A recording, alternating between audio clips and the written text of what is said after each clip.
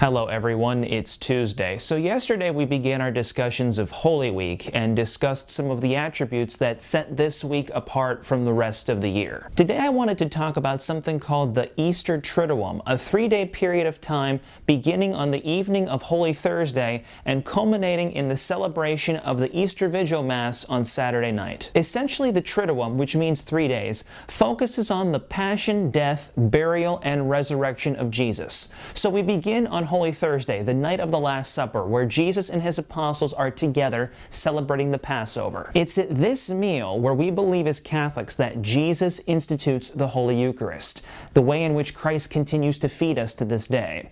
Now, the Synoptic Gospels of Matthew, Mark, and Luke all account for this event.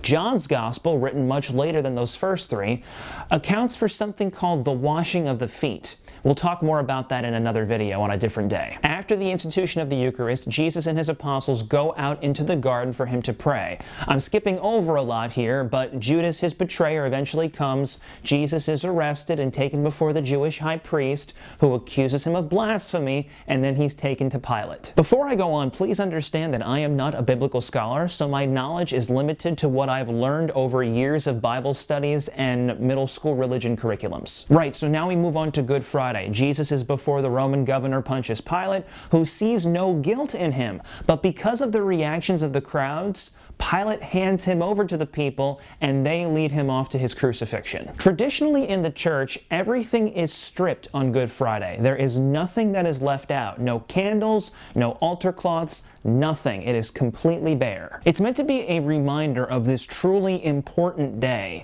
In the Catholic faith, Good Friday is the only day of the entire year where Mass is not celebrated, again, to highlight the significance of this day to our faith. We then end the Triduum with the celebration of the Easter Vigil Mass, which, according to the canon, is to take place completely during the night. This is why many Easter Vigil Masses don't begin until after 8 p.m. The Mass begins with the blessing of the fire and then continues with the procession of the Paschal Candle, the Old Testament readings of salvation history, the return of the Gloria, and Holy Communion. But also, in a very special way, we welcome in new members of the Church, as in candidates and catechumens who have been preparing to enter into the Catholic faith fully are brought in on this night. The Triduum essentially is one long Mass, beginning with the Mass of the Lord's Supper on Holy Thursday, which ends with Jesus in the garden, continuing through to Good Friday, where we remember his passion and his death, ultimately ending in the joyful celebration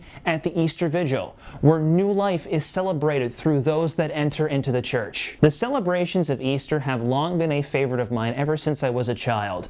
The Easter Vigil Mass remains to this day my favorite Mass of the whole year because of its meaning and because of the new life that is brought into the church. I know this year, in 2020, Easter will look different. There have been many people who have erroneously said that Easter will not happen this year. While we may not be physically able to celebrate with our families this year, nor be able to celebrate in our churches, Easter will happen because Jesus has already risen from the dead, and nothing can prevent that truth from happening. My hopes for you all is that your Easter Triduum is fruitful and reflective. Set it apart from the rest of the year. Make it different. Let's be an Easter people together. God bless you all. I'll see you tomorrow.